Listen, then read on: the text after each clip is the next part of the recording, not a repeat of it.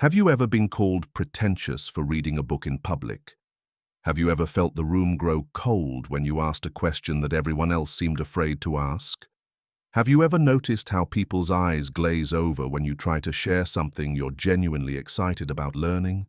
If you've experienced this, you're not alone, and more importantly, you're not the problem. There's something deeply unsettling about intelligence in our society. Not the kind of intelligence that helps you pass tests or get promoted, but the kind that makes you question everything. The kind that refuses to accept simple answers to complex problems. The kind that sees through the comfortable lies we tell ourselves. Arthur Schopenhauer understood this phenomenon better than perhaps any philosopher before or since. He looked at society and saw something that most people refuse to acknowledge, that intelligence is not celebrated, it's feared. And when something is feared, it's attacked. But why? Why does the very thing that could elevate humanity become the target of such hostility? Schopenhauer revealed that humanity exists in three distinct layers, like a pyramid of consciousness. At the bottom, you have the masses, people driven by basic needs, social conformity, and the desperate desire to fit in. They think in slogans, speak in clichés, and find comfort in never having to question anything too deeply. In the middle, you have the talented, those who are skilled within existing systems but never dare to challenge the foundations. They're the ones who excel at following rules, who climb corporate ladders, who succeed brilliantly at playing games they never invented. And at the top, isolated and often misunderstood, are the truly intelligent, those who see beyond the veil of social convention. They're the ones who ask uncomfortable questions, who refuse to accept, because that's how it's always been done, as an answer. Here's what Schopenhauer discovered. The moment you move from the bottom two layers to the top, you become a threat. Not because you're trying to hurt anyone, but because your very existence makes others uncomfortable about their own limitations. Think about it. When you're the person who points out that the emperor has no clothes, you're not just making an observation, you're forcing everyone else to confront the fact that they've been pretending not to see the truth. And that's unforgivable. This is why intelligence triggers such violent reactions. It's not really about you at all. It's about the mirror you hold up to others without even realizing it. When you think deeply, you inadvertently reveal how shallow others have chosen to remain. When you question assumptions, you expose how much others have invested in not questioning anything. But here's where it gets even more painful.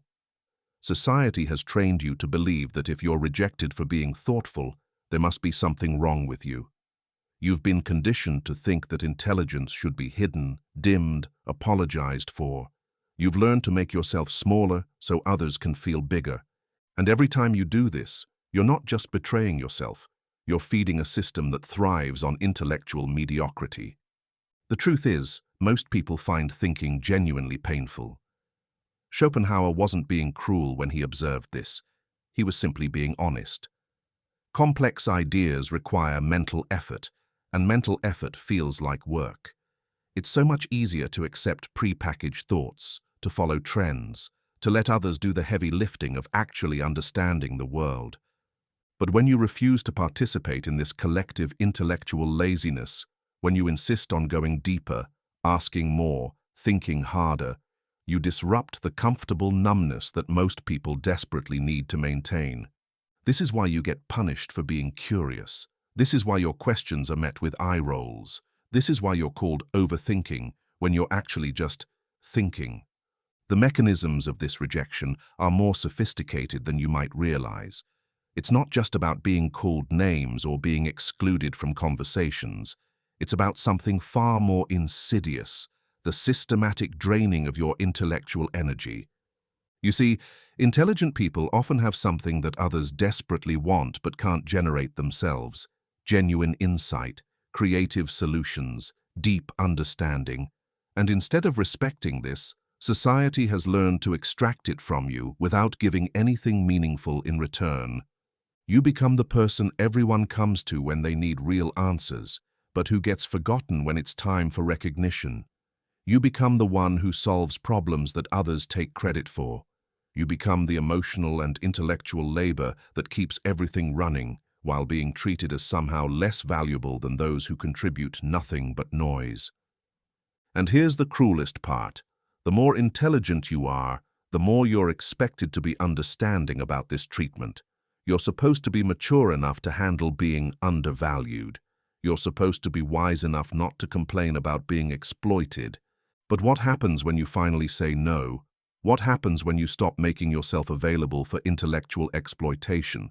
What happens when you refuse to dim your light for others' comfort? Everything changes. When you stop explaining your thoughts to people who have no genuine interest in understanding them, something powerful shifts.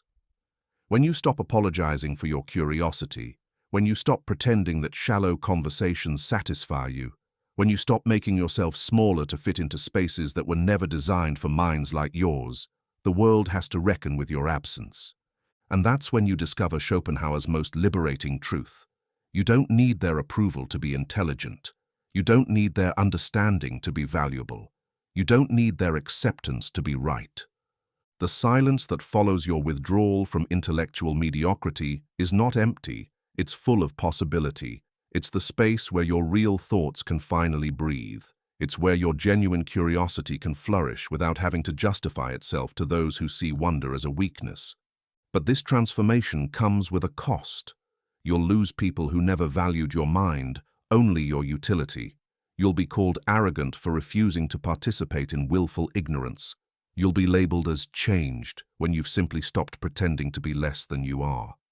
And in those moments of isolation, when it feels like the world has turned its back on you for the crime of thinking deeply, remember what Schopenhauer knew.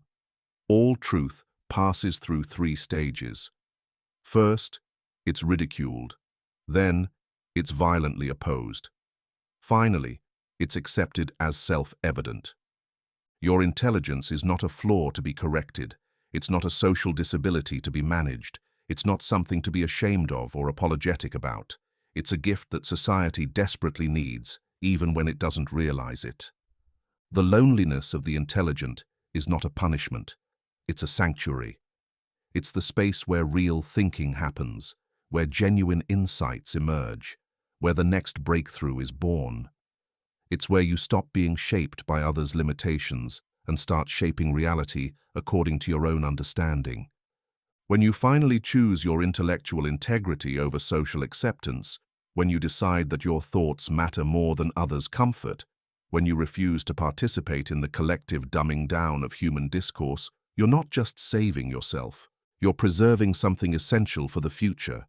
You're keeping alive the flame of genuine curiosity in a world that would rather extinguish it than be illuminated by it. And in that choice, in that brave decision to be fully yourself, even when it costs you everything, you discover that being hated for your intelligence is infinitely better than being loved for your willingness to be stupid. The question now is, are you ready to be misunderstood in service of truth? Are you prepared to be rejected for refusing to reject your own mind? Are you willing to stand alone in your intelligence rather than kneel in comfortable ignorance? Because once you make that choice, once you fully embrace what Schopenhauer understood about the nature of intelligence and society, everything changes. You stop being a victim of anti-intellectualism and become a guardian of genuine thought. And that, perhaps, is the most revolutionary act of all.